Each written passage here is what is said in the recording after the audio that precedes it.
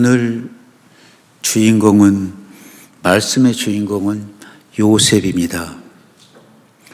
다음 주일까지 이 말씀을 드리려고 하는데, 요셉이를 생각하면서 나에게 주시는, 우리 가정에 주시는 메시지를 꼭 붙드시기 바랍니다. 원래 요셉이 가문이 좋은 가문입니까? 좋지 않은 가문입니까? 성경을 깊이 연구해야 합니다. 요셉이 가문은 복잡한 가문이었습니다. 우리는 믿음의 조상 아브라함을 생각해서 아브라함의 그 할아버지의 대를 이어서 요셉이 증손자로서 좋은 가문으로 생각하는데 아니에요. 문제가 많은 집안이었어요. 문제가 많은 그 집안을 하나님의 가문으로 만든 것은 결론적으로 요셉입니다. 요셉이 가족 내력을 살펴보아야 하는데, 일단 요셉의 아버지가 누굽니까? 거꾸로 하니까 잘 생각 안 나요? 야곱이에요. 골치 아픈 아버지 야곱입니다. 왜 골치 아픈가? 야곱이 태어날 때부터 복잡하게 태어나요. 쌍둥이였는데 형 에서의 발뒤꿈치를 잡고 어머니 자궁을 나옵니다. 그게 쉬운 게 아니에요. 근데 발뒤꿈치를 잡고 쉽게 나와요.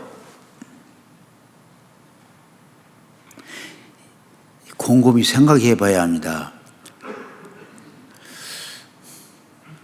뭔가 꾀스럽잖아요. 자기는 쉽게 나왔지만 앞에 나오는 형은 얼마나 힘들었을까.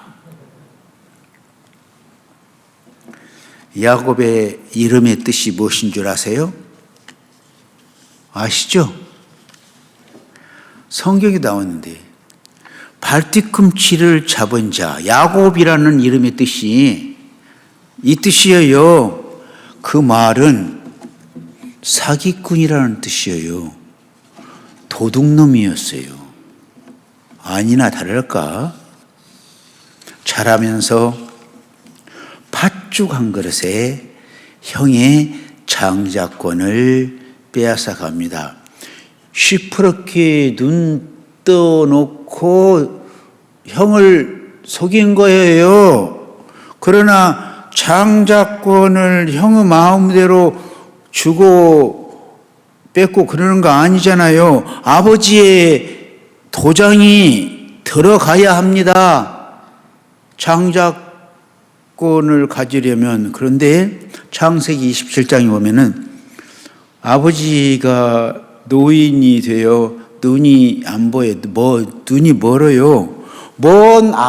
눈이 먼 아버지를 속입니다.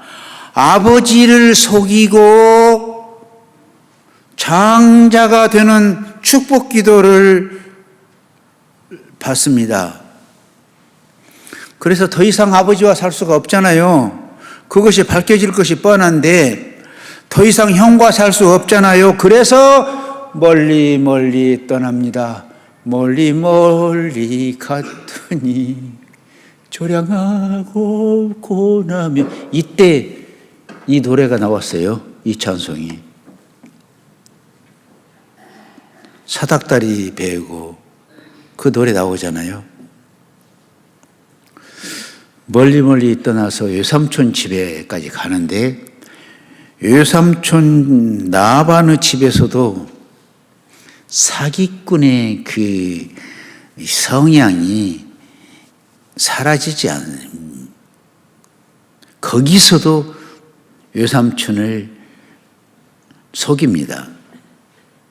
이렇게 야곱이는 일평생 거짓으로 살아요.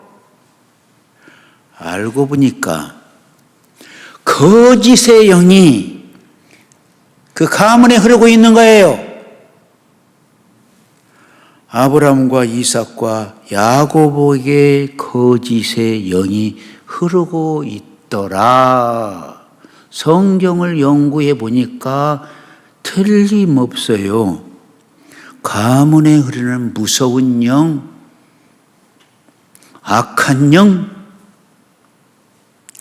거짓이 흐르고 있었어요. 창세기 12장 13절에서 14절 원하건대 그대는 나의 누이라 하라. 그러면 내가 그대로 말미암아 안전하고 내 목숨이 그대로 말미암아 보존되리라 하니라. 아브라함이 애굽에 이르렀을 때에 애굽 사람들이 그 여인이 심히 아리따움을 보았고 아브라함이 아내가 아리따워, 너무 아리따워. 그래서 빼앗길 것 같으니까 너는 나한테 오빠라게, 응? 오빠 해봐. 오빠.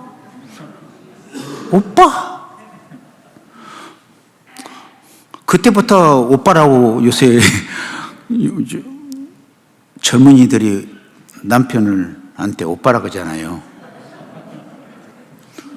이때 생겨난 거예요. 근데 이게 잘못되면 음란의 영을 허용하는 거예요. 남편에게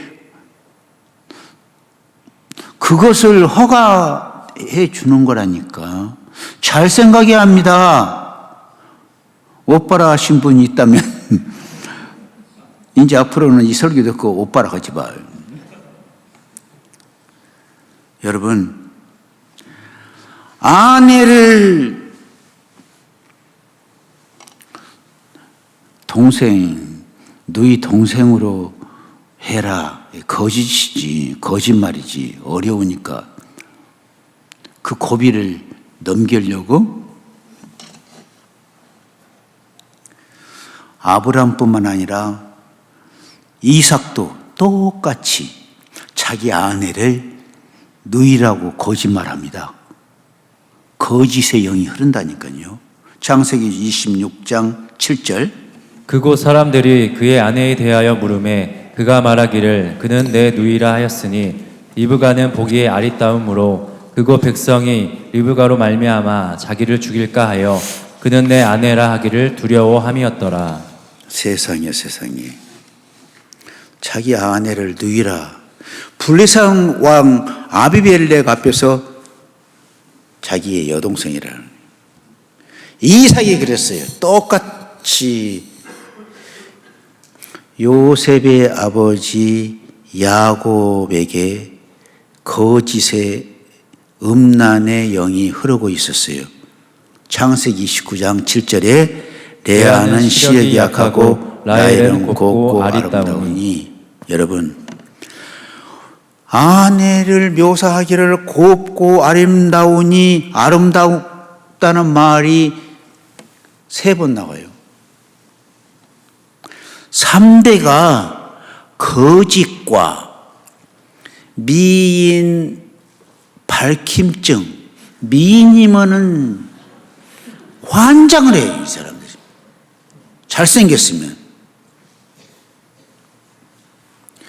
이 집안에 첫째도 거짓성 영, 둘째도 음란의 영. 이게 저변에 흐르고 있었어요. 한 가지, 분열의 영이 요셉 집안에 가득했었어요. 요셉의 할아버지 이삭입니다. 이삭은 매우 착했어요. 매우 부드러운 사람인데 이삭에게 쌍둥이가 생겼습니다. 에서와 야곱. 이삭은 에서를 사랑하고 부인 리브가는 야곱을 사랑했어요.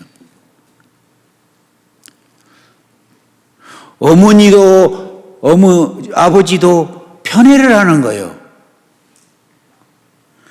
형제가 그때부터 편이 갈라지는 거예요. 그래가지고 원수가 됩니다. 야곱은 12아들을 낳았잖아요. 11번째 요셉이를 지독하게 사랑했어요. 자기가 사랑하는 라헬이 둘째 아들을 낳다가 죽었어요. 그래서 더더욱 끔찍하게 요셉이를 사랑했어요. 이것을 편애라고 말합니다. 진짜 편애는 분열을 낳는 거예요. 자식을 편애하면 형제가 원수가 된다는 것을 아시기 바랍니다. 부모는요, 자식을 골고루 사랑해야 할 책임이 있습니다. 편애는 반드시 형제를 원수되게 하고 분열의 영을 불러오는 거예요. 요셉이를 한번 깊이 있게 주목해 보십시오.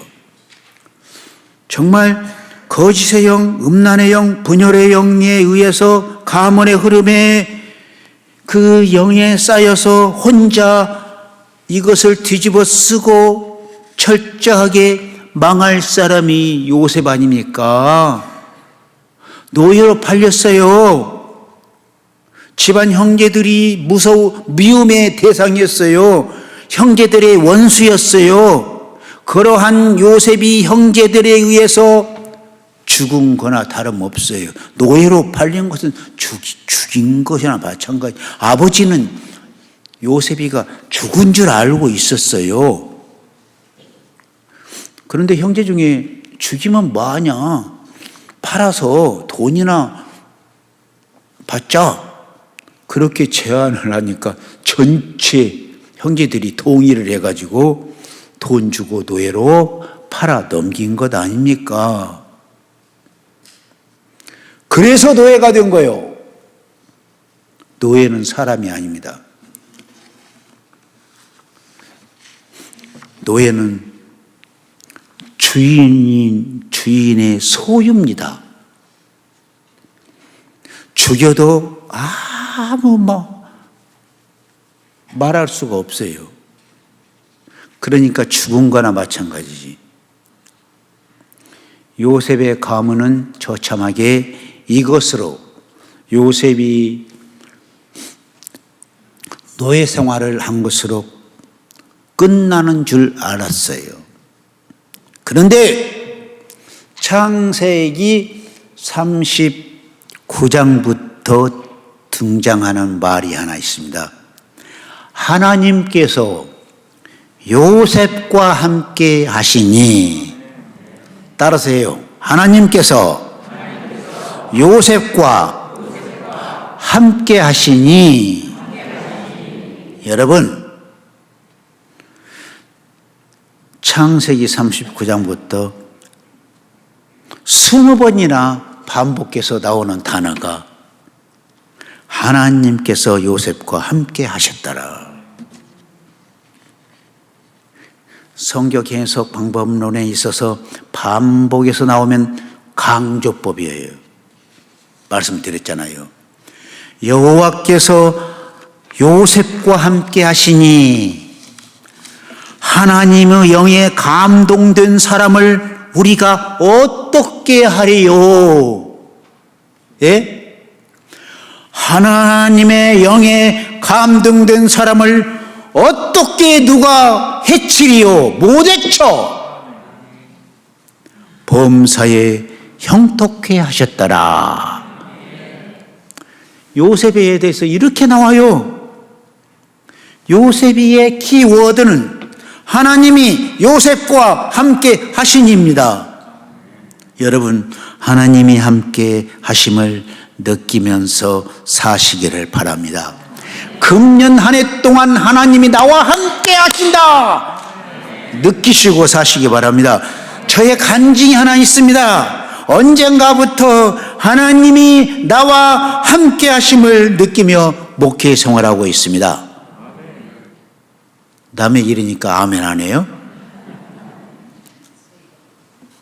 그래서 하나님이 함께 하심을 느끼면서 생활합니다. 아파하면서도 하나님이 함께 하심을 느낍니다. 요셉이 절정판, 정말 하나님이 요셉과 함께 하시는 그 절정판이 창세기 39장 9절입니다. 이 보세요. 집에는 나보다 큰 이가 없으며 주인이 아무것도 내게 금하지 아니하였어도 금한 것은 당신뿐이니 당신은 그의 아내임이라. 그런즉 내가 어찌 이 큰 악을 행하여 하나님께 죄를 지으리까. 주인, 내 생명을 지우고 있는 주인도 아무것도 내게 금하지 않았는데 그의 아내인 당신이 지금 뭐합니까? 무슨 유혹입니까? 그런즉 내가 어찌하여 큰 악을 행하여 하나님께 죄 짓겠습니까? 그래서 감옥으로 잡혀간 자 감옥에 들어가. 감옥이 그때 당시는 자기 집안에 있었어요. 자기 노예를 가둔 감옥이 집에 있었다니까요. 여러분, 요셉 가문의 음란의 영, 거짓의 영, 단번에 요셉이는 끊습니다. 이때 점점 더가 아닙니다. 그때부터가 아닙니다. 단번에 끊었던 거예요. 여러분, 음란의 영, 거짓의 영은 단번에 끊어야 합니다. 지금 당장 끊어야 해요. 따라서 하시기 바랍니다. 단번에 끊어야 한다. 단번에 끊어야 한다. 생각났을 때 단번에 끊어야 한 거예요. 하나님 앞에 살면 거짓으로 살 수 없는 거 아닙니까? 하나님이 나와 함께 하시면 거짓으로 살 수 없어. 음란하게 살 수 없는 거요. 그러니 하나님의 백성이라면 단번에 끊으시기 바랍니다. 하나님이 아십니다. 하나님이 들으십니다. 하나님이 다 보십니다. 그러니 내가 범죄할 수 없습니다. 요셉은 하나님을 만나서 거짓의 영, 음란의 영, 가문에 흐르는 이 영을 끊어내었습니다. 여러분, 끊어내시기 바랍니다. 우리도 우리 가문에, 우리 집안에 흐르는 악하고 더러운 영, 저주의 영 끊어내시기 바랍니다. 그러면 여러분들은 요셉 가문에 요셉이가 있었듯이 여러분 가문에 요셉입니다. 마지막으로 창세기 50장 15절에서 21절 본문을 다시 한번 읽으시겠습니다. 요셉의 형제들이 그들의 아버지가 죽었음을 보고 말하되 요셉이 혹시 우리를 미워하여 우리가 그에게 행한 모든 악을 다 갚지나 아니할까 하고 요셉에게 말을 전하여 이르되 당신의 아버지가 돌아가시기 전에 명령하여 이르시기를 너희는 이같이 요셉에게 이르라. 내 형들이 내게 악을 행하였을지라도 이제 바라건대 그들의 허물과 죄를 용서하라 하셨나니 당신 아버지의 하나님의 종들인 우리 죄를 이제 용서하소서 하매 요셉이 그들이 그에게 하는 말을 들을 때에 울었더라. 그의 형들이 또 친히 와서 요셉의 앞에 엎드려 이르되 우리는 당신의 종들이니이다. 요셉이 그들에게 이르되 두려워하지 마소서. 내가 하나님을 대신하리이까. 당신들은 나를 해하려 하였으나 하나님은 그것을 선으로 바꾸사 오늘과 같이 많은 백성의 생명을 구원하게 하시려 하셨나니 당신들은 두려워하지 마소서. 내가 당신들과 당신들의 자녀를 기르리이다 하고 그들을 간곡한 말로 위로하였더라.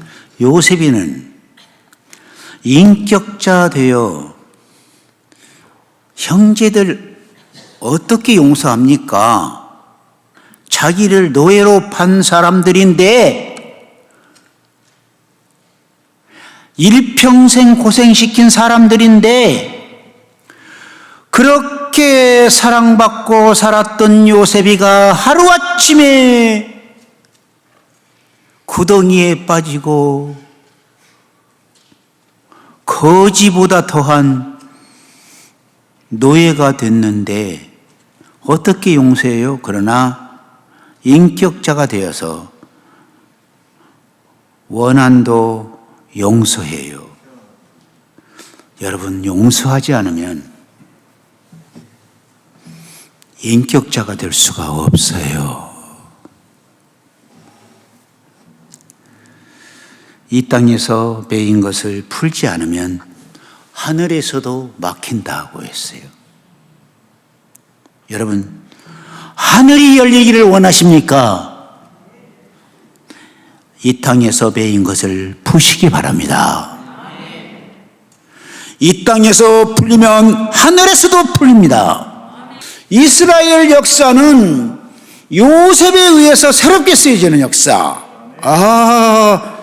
창세기 45장 5절에 당신들이 나를 이곳에 팔았다고 해서 근심하지 마소서. 한탄하지 마소서. 하나님이 생명을 구원하시려고 나를 당신들보다 먼저 보내셨나이다. 요셉이 영적 해석의 천재가 되었다는 것이 이 말이요. 하나님이 함께 하셔서 영적 천재가 된 거예요. 고난을 고난으로 해석한 것이 아니라 고난도 하나님의 뜻으로 생각합니다. 그렇게 해석하는 거예요. 여러분, 능력자가 되시기를 원합니다. 창세기 50장 21절에 당신들은 두려워하지 마소서. 내가 당신들과 당신들의 자녀를 기르리이다 하고 그들을 간곡한 말로 위로하였더라. 당신과 당신들의 자녀를 살리고 책임지고 기르리이다. 여러분, 따라서 한번 해봐요. 살리고 책임지고 기르리이다. 형제들의 자녀들이 70명이었어요. 그 70명을 살리고 책임지고 기르는 이미 능력자가 되어 있었다는 말입니다. 여러분들이요, 능력자가 되시기 바랍니다. 2023년도는 여러분들에게 능력자가 되어서 여러분들의 형제, 여러분들에게 가문에 있는 많은 총생들을 책임지고 기르고 살리시기 바랍니다. 능력자가 되어야 민족을 살리는 거예요. 이스라엘을 이스라엘 되게 한 능력자가 요셉이에요. 교회를 교회 되게 하는 능력자가 되어야 합니다.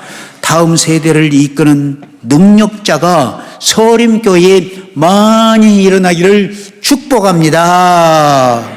서림교회 능력자가 되어서 훌륭한 인재를 살리고 책임지고 키우는 교회가 되시기를 바랍니다. 사람 살리는 교회가 되시기를 원합니다.